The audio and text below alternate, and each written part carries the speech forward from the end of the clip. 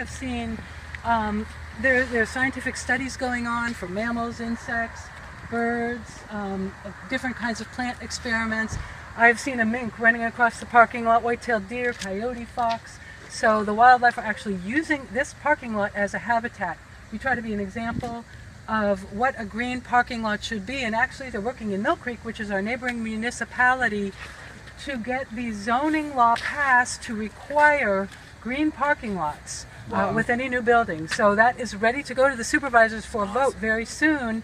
And we are a wonderful example. And I don't know if you noticed the big parking lot across the street that was just put in for the amusement park, but it's all asphalt. So look at the difference. And we've been here since 2006. So the garden is quite well established, and it's really great for birds and wildlife. So I just want to point that out. As we're just going to do a bunch of quick stops on our ride around the park. This is not the lake yet. Presque is a big arm of sand that is sheltering the city of Erie, which is right across. We're in the channel that goes from the bay to the lake right now. So out there is Lake Erie. Out there is Presque Bay. The water, we are people of the water here in Erie. We are people on the lake, and one of the in all of the local development of Erie, it was always kept in mind that people need to access the water. A lot of our culture, anglers, fishing, we have a lot of immigrants that are subsistence fishermen, and this is their food source, fish. When Erie was settled, there were a lot of immigrants that came in and working in the commercial fishing industry, working in the factories, and a lot of the immigrants were from Eastern Europe, and they were fishing people.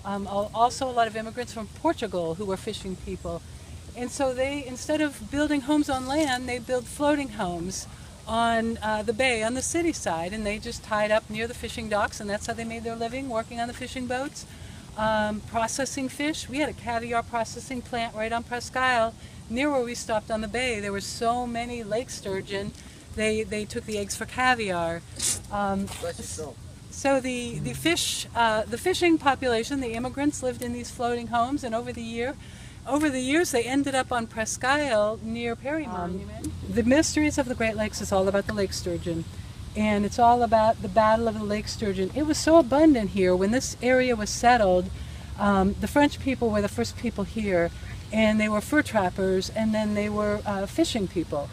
According to the Jesuit journals of the trapping company, because they would send Jesuit priests because they could write and map, the Jesuit journals said the fish were so thick that you could get off your boat and walk across their backs to the shore. They were that thick, that abundant.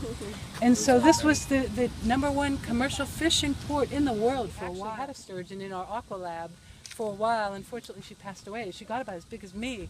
They get 6 feet long, and they live 100 years. They're prehistoric fish. They're really cool. Summer, which is pretty warm. Wait, look at these big rocks. I'm gonna skip. Alright, it's a slow-mo video. Oh yeah, come on, let's see some stunts skipping. There you go. The deepest point is only about 250 feet. Wait. Well, I'm just bring it in so you kind of like swing like that.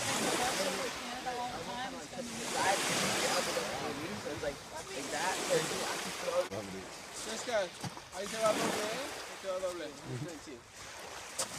I actually like skipping rocks too. I'll give it a whirl. Okay, that's pretty good. I gotta take off the old trucker coat. I don't want to jinx myself, but this looks like a winner.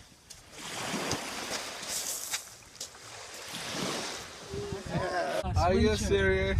I got so close to them. They were just, they stand on the beach. They're so beautiful. It's the owl. So and they Harry migrate? Potter. They migrate. In the winter, we are south to them. They're in the Arctic. Yeah. And they come So they here come here, they to spend the winter feed, here? like in January, February, when food runs out up north. They come here. But usually just a few, sometimes. Last year it did. We had a Has anyone like tried to cross the lake while it was frozen? Yes, yes. Have gone has anyone like crazy and had to be rescued.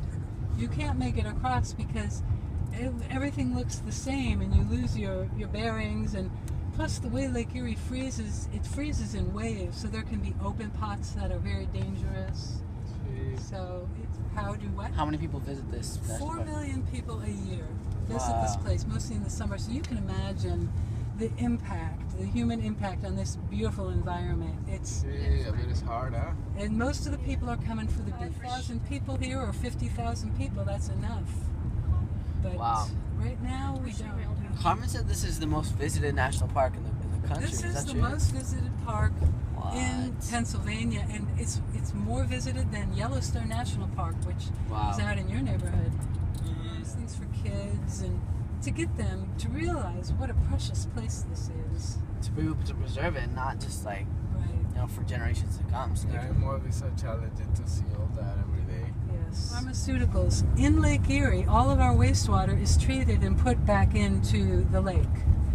And people that take drugs such as birth control drugs, mental health drugs such as Valium, those things are not filtered out in the water treatment plant. So they go into our water, and we're drinking them, and also our fish are being affected.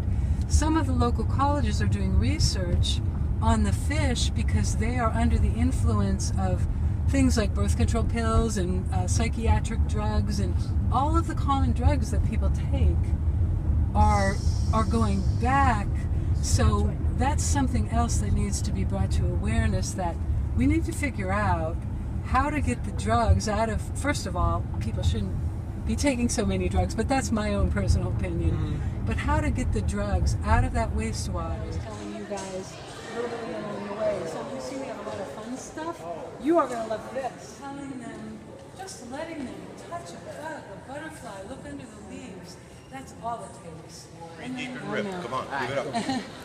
Earth Guardians is an organization that's been running for the last 20 years.